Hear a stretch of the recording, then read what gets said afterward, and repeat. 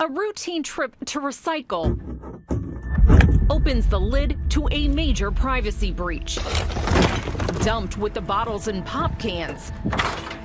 One ABC 6 on Your Side caller found medical records that included picture IDs. It just makes me nervous, you know, that somebody out there has got my information. Social security numbers. You said you had my signature, and I seen it firsthand right there, you know. Emergency contacts, prescriptions, and insurance claims. This goes every aspect of my life, my personal business, protecting my family, protecting my finances. We tracked down Julie Workman, who was a patient at the Columbus Medical Center. And these are the photos I took from your file. Wow. Her physician, Dr. Khalid Ammer. You're at a medical facility. You're at a medical clinic. You think that's safe, right? Right. You think you go in there and trust people to help you, and then find out it could only make your life a whole, turn it upside down in 2 seconds. Julie's file showed she sought treatment for her addiction using Medicaid. It could affect someone's career, their whole life. They could lose everything.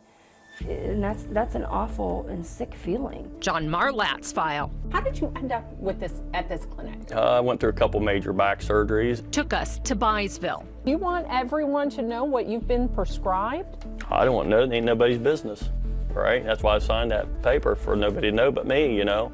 He went to the Columbus pain specialist back in 2014 for about a year.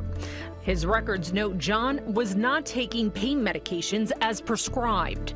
Did that feel normal to you? Was that Oh, I know it's not normal. It ain't nothing normal, you know what I mean, what they done.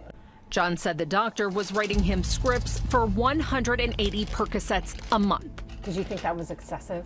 Oh yeah, there ain't no doubt. In Florida, Deborah Webb tells me by phone that scripts of 120 Percocets a month she received from Dr. Ammer got her hooked. You know, started getting heroin, which really led to fentanyl. She tells me she's overdosed multiple times in the past, but has now been clean for the past few years. As you know, the doctor should have known not to be giving 120 Percocets a month. And these patients tell me their doctor should also know how to appropriately store and maintain their personal health information. They don't care about the patients. They care about the money. So we tried to go to Columbus Pain Specialist, Columbus Addiction Specialist, Columbus Medical Center, and Columbus Addiction Center, all listed on the records. They no longer existed on East Main Street or Morse Road. When we called, the number you have reached has been disconnected. Their phones were also out of service. You go knock on his door, he probably won't answer if he's a coward, probably. And when we did go to New Albany to knock on the door of Khalid Ammer's home, there was no response. If he is home, he knows we're here and he's not answering. That is, until we left. His relative followed up by email to ask what we wanted. The sucky thing is I want to know that everything is going to be okay, and no one can guarantee that to me.